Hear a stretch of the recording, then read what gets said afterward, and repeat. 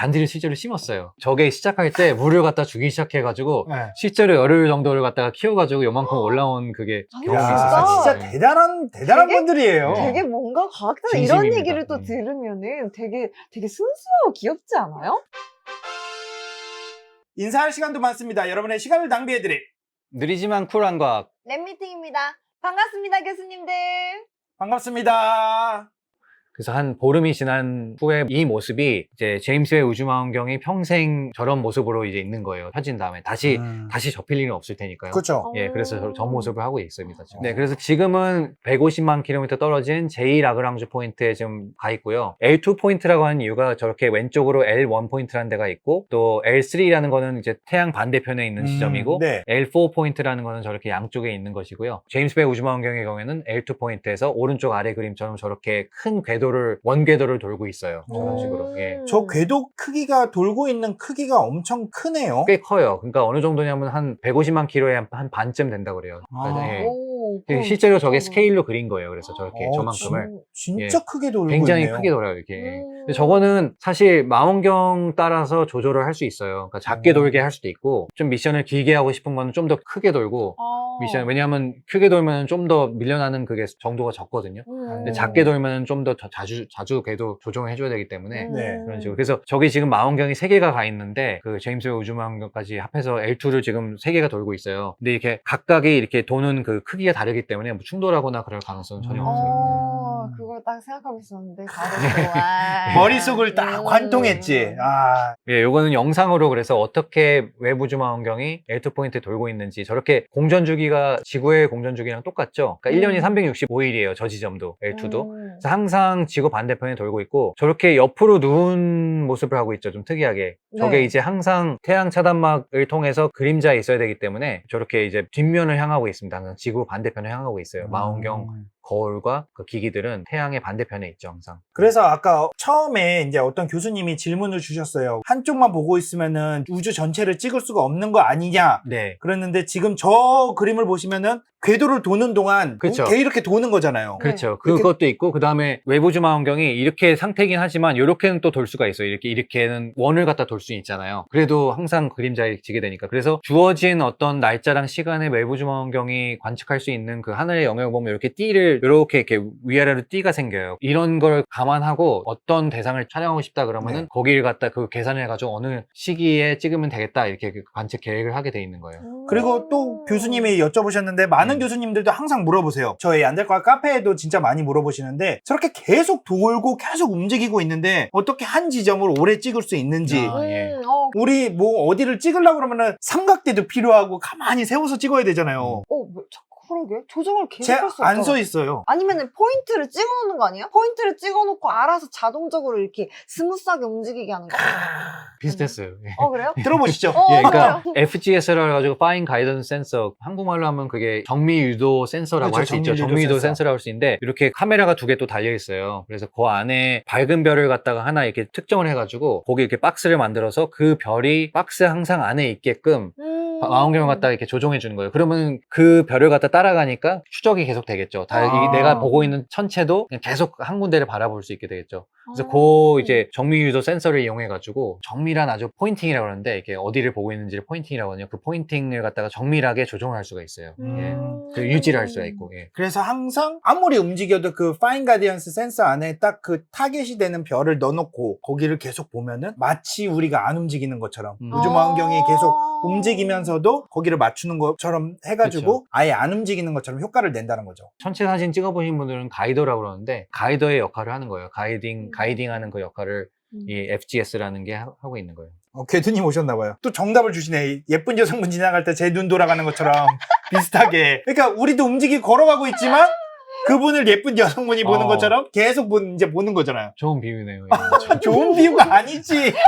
좋은 비유가 아니에요. 네, 그래서 아까 또 그거 질문 주신 분 있는 것 같은데 어떻게 교신하나 네네네. 저기 저 제임스 웹 우주망원경이 지구랑 어떻게 교신하나 그걸 보여드리려고 설명드리려고 이제 준비해봤는데 예, 저렇게 밑에 조그맣게 달린 안테나가 좀 확대해보면 저렇게 생겼어요. 오, 그래서 네. 예, 위에 거는 이제 하이 게인 안테나, 밑에 거는 미드 게인 안테나 이렇게 안테나 두 개 달려 있다고 아까 말씀드렸죠. 그래서 두 개를 통해서 지구랑 교신을 하고 뭐 상태도 확인하고 위에 큰 접시는 주로 뭘 하는 데 쓰이냐면은 데이터를 이제 이미지나 그 사진 같은 거 촬영을 하면은 그걸 이제 지구로 전송하는 그런 데 사용을 해요. 근데 전송 속도가 꽤 느려요. 그래서 최대 지금 밑에 보여드린 것처럼 28Mbps 인터넷 많이 하시는 분들은 뭐 저 정도면 어느 정도인지 알겠죠. 그래서 네네. 대충 찾아보니까 4G 속도 정도 되더라고요. 5G도 안 되고. 음. 근데 또 이제 날씨가 안 좋아지면 또 속도가 줄어요, 또 저게. 그런 게 또 있어요. 그래서 그래요? 예. 그렇구나.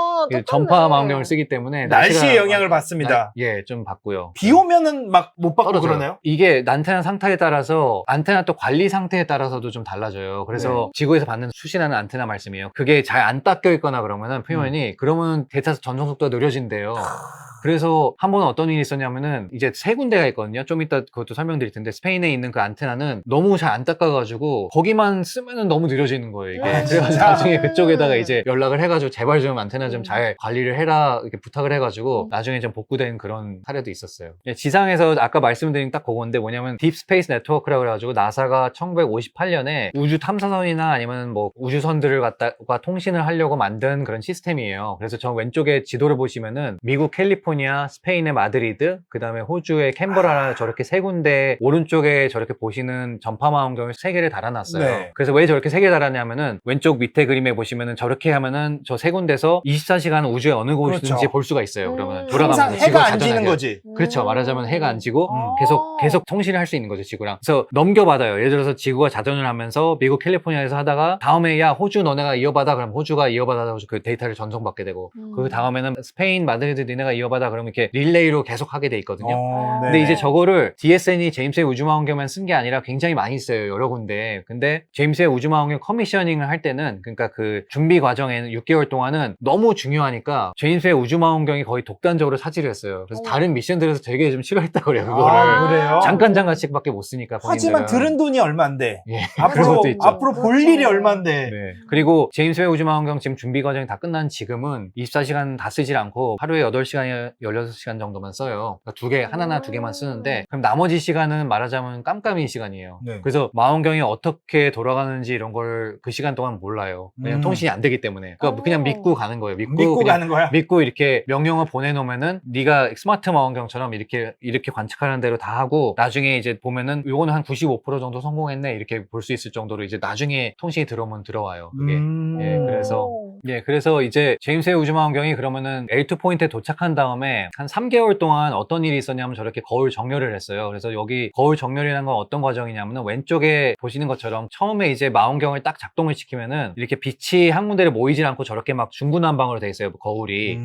왜냐하면은 저거는 어떻게 설명드릴 수 있냐면은 처음에 이제 발사할 때 그 거울이 망가지면 안 되기 때문에 거울을 다 뒷판에다가 이렇게 붙여놔요. 아까 그 베릴륨판 보셨죠? 그거를 이렇게 뒷판에 완전히 고정을 시켜놨다가 거울 전개가 완전히 다 끝나고 나면은 그거를 이제 아주 천천히 앞으로 다 빼요. 빼서 이렇게 움직일 수 있는 공간을 만들게끔 그 1.5cm를 갖다가 열흘 동안 아주 천천히 빼요 앞으로. 1.5cm가 필요한 거예요? 1.5cm가. 왜냐면 이렇게 좌우로 이렇게 까딱까딱하고 움직이는 그런 게 필요하기 때문에. 근데 열흘 동안 하니까 이게 왜 열흘이나 걸리냐면은 구동기가 굉장히 미세한 움직임만을 조정할 수 있거든요. 네네. 그래서 보통 한 10나노미터 이 정도 단위로 한다는데 그래서 아주 천천히밖에 안 돼요. 빨리 움직일 수가 없어요. 그래서 거의 한 잔디가 자라는 속도죠. 한 열흘에 잔디가 자라는 딱 진짜? 제가 계산해보니까 그 정도 되더라고요. 진짜? 잔디가 열흘에 1.5cm면은 잔디 자라는 속도예요. 딱. 와. 근데 나노로 가면은 진짜 엄청나게 세심하게 움직이는 거잖아요. 그렇죠. 그게 그 정도의 정밀함이 필요해요. 왜냐하면 빛을 갖다가 정확하게 모아야 되기 때문에 그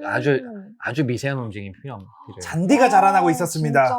제임스 웹에서. 와. 그래서 저희가 재밌는 게 또 실제로 그거를 좀 이렇게 시뮬레이션 하기 위해서 어떤 사람이 광학팀 안에 안에 이렇게 화분을 만들어가지고 제임스의 모양을 만든 다음에 잔디를 실제로 심었어요. 저게 시작할 때 물을 갖다 주기 시작해가지고 네. 실제로 열흘 정도를 갖다가 키워가지고 요만큼 올라온 그게 아, 경험이 진짜? 있었어요. 진짜 네. 대단한 되게- 분들이에요. 되게 뭔가 과학자는 이런 진심입니다. 얘기를 또 들으면은 되게 순수하고 귀엽지 않아요? 네, 그래서 아까 이렇게 빛이 막 처음에 딱 찍고 나면은 저렇게 왼쪽처럼 별 하나거든요, 저게. 네. 별 하나인데 저렇게 18개 조각으로 다 나뉘어서 찍혀요. 왜냐면은 아까 보셨다시피 거울이 막 다 틀어져 있으니까, 처음에는. 네네네. 근데 그거를 거울 정렬이라는 과정을 갖다가 거치면은 오른쪽에처럼 별 하나가 실제 별 모양처럼 딱 모이게 돼요, 18개가. 근데 저 과정을 하느라고 3개월이 걸린 거예요.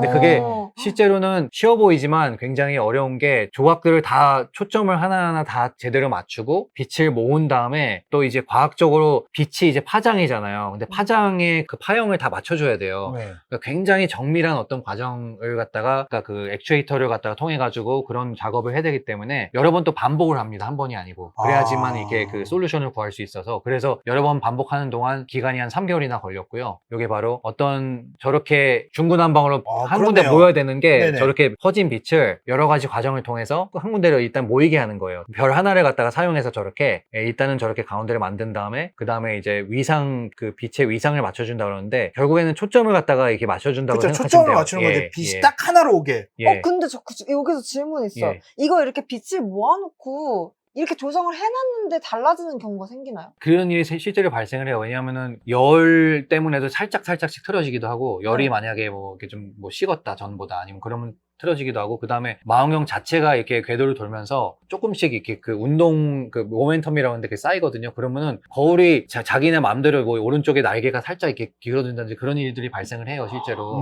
와, 그래서 관리를 해줘야 돼요. 거울이 한 번 맞춰놓는다고 계속 그 상태를 유지하는 게 아니라 보통 한 1주에서 2주에 한 번씩 거울 조정 이렇게 조금씩 아까 10나노미터씩 움직이는 그걸 통해서 다시 맞춰주고 해줘야 돼요. 계속. 와, 이거 와. 진짜 거의 막 퍼즐 다 맞춰놓고 놨는데 근데 그게 또 다시 이거 하면은 누가 자꾸 발로 차는 거지. 왔다 갔다 하면서 발로 차. 그러면 한번 흐트러지고 그렇죠. 또 맞추고. 와, 이건 정말 궁시렁거리면서 이렇게 또 맞추고 이렇게 하는 거죠. 그러니까. 근데 그게 진짜. 관리 모드가 지금은 이제 좀 이렇게 자동화가 돼 있어서 다행히. 그러니까 어느 정도 우리가 관측을 하고 어느 게 빗나갔다. 그런 다음에 이거를 조정해서 고쳐야 된다. 그 다음에 이제 조정한 다음에 확인했다. 이것까지 이게 시퀀스가 다 자동화는 돼 있어요. 네. 그래서 사람은 그냥 그거를 모니터만 하면 될 정도로 지금 이렇게 돼 있어요. 근데 초반에는 당연히 그거를 머신러닝 하는 것처럼 트레인을 시켜야 되니까 이렇게 그거를 사람이 계속 몇 번 해줬어요. 처음에는. 그래서 AI로 그게- 관리하면 좋겠다고 지금 초국 교수님이 말씀을 해주셨는데 다 돼 있답니다. 역시 관통하셨어요. 근데 이걸 또 사람들의 손으로 다 일일이 그 작업을 이미 거쳤다는 게 더 대단한 것 같아요. 그렇죠. 진짜 완전 이거 제가 봤을 때는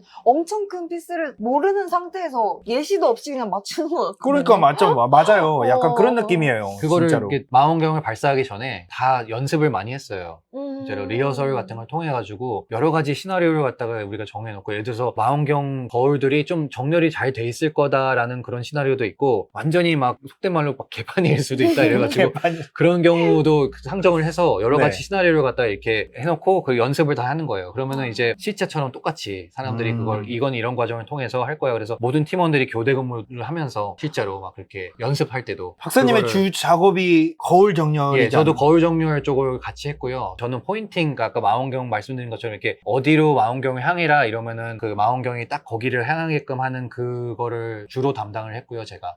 네, 근데 이제 그 과정도 필요한 게 처음에 망원경이 이리로 간다고 이리로 가는 게 아니에요. 그거를 또 보정을 해줘야 돼요. 처음에 이제 틀어지는 그만큼을 보정해줘야 되기 때문에 그거를 또 계산해가지고 뭐 이렇게 업로드 시키고 막 이렇게 해야 되고 그런 반복적인 작업이 필요해요. 진짜 얘기 듣는 것만으로도 하얗게 불태워지는데요.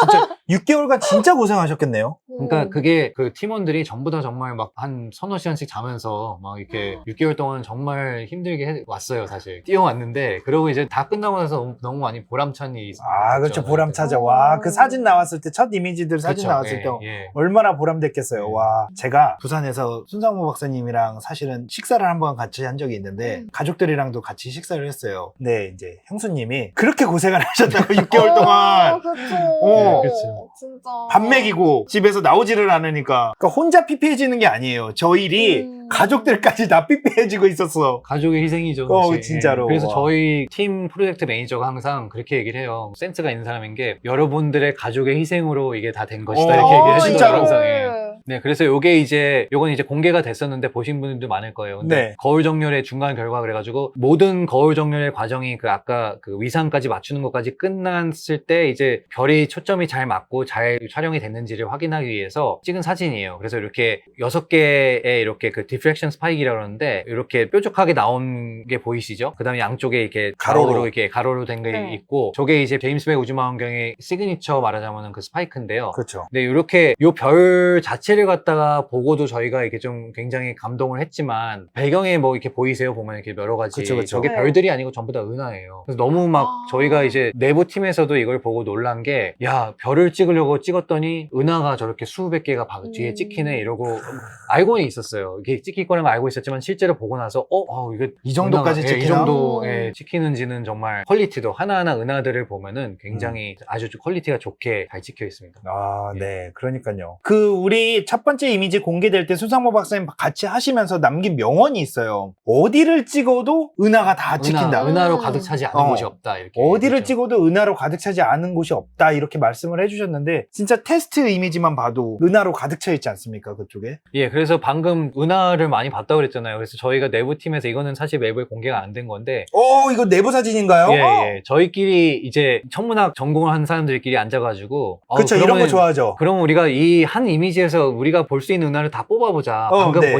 보신 그 이미지에서. 저렇게 해보니까 막 수백 개가 나오는 거예요, 은하가. 와. 저게 딱 한 이미지에서 찍힌 은하들이에요. 근데 한 이미지라는 게 크기가 하늘의 굉장히 작은 영역이거든요. 네. 그러니까 보통 어떻게 비유를 하냐면은 바닷가에 모래알 하나를 들고 팔을 쭉 뻗어서 봤을 때 하늘에 우리가 이렇게 보이는 그만큼의 영역이에요. 그만큼의 영역에서 저 정도의 그 은하가 나왔다는 거는 정말 우주가 은하를 가득 찼다는 거죠. 와, 정말로. 저 사진 갖고 싶네요. 한번 생각해 보세요. 저렇게 많은 은하들이 각각의 은하들이 한 1000억 개의 별들을 가지고 있을 거란 말이에요. 네네네. 1000억 개. 우리 은하에도 한 1000억 개의 별이 있다고 하거든요. 1000억 개라는 사실 잘 상상이 안 가는데 1000억 개의 별이 있고 그 1000억 개의 별들에는 또 각각 행성들이 몇 개씩 돌고 있을 그렇죠. 거고 뭐 어떤 거는 뭐 한 개만 돌고 있는 것도 있을 테지만 뭐 우리 태양계처럼 8개가 돌고 있는 것도 있을 그러니까요. 거고 그 중에 어떤 것들은 또 지구랑 비슷한 환경이 있을 가능성이 있겠죠, 당연히. 네. 적당한 거리에 있고 적당한 온도가 되면. 그런데 우리밖에 생명체가 없을까요?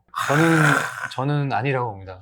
저도 그러니까 제임스 웹 우주망원경의 메인 미션 중에 하나가 지구와 닮은 외계 행성을 찾는 게 목적인데 저는 그죠. 관측을 해봤더니 우리 지구와 비슷한 환경에 행성이 있더라라고 확인하는 것 그런 연구 결과만 나와도 굉장히 설렐 것 같아요. 아, 저기에는 그러니까요. 어떤 생명체가 살고 있을까 이런 상상을 할 수 있는 거잖아요. 흔적만 실제로. 보더라도. 예, 그게 완전 공상과학의 영역에서 과학의 영역으로 들어오는 거예요, 이제. 그러니까요. 그런 행성이 실제로 존재를 하니까. 그러면 이제 우리의 상상력은 이제 거기에 이제 더 입혀지는 거죠. 그래서 그러니까요. 어떤 생명체가 살고 있을 거고, 거기에 어떤 식으로 뭐 진화를 할 거고, 이런 거 우리가 상상할 수 있는 거죠. 그러니까요. 인사할 시간도 많습니다. 여러분들의 시간을 낭비해드릴. 느리지만 쿨한 과학. 랩미팅이었습니다. 감사합니다, 교수님들. 감사합니다. 감사합니다.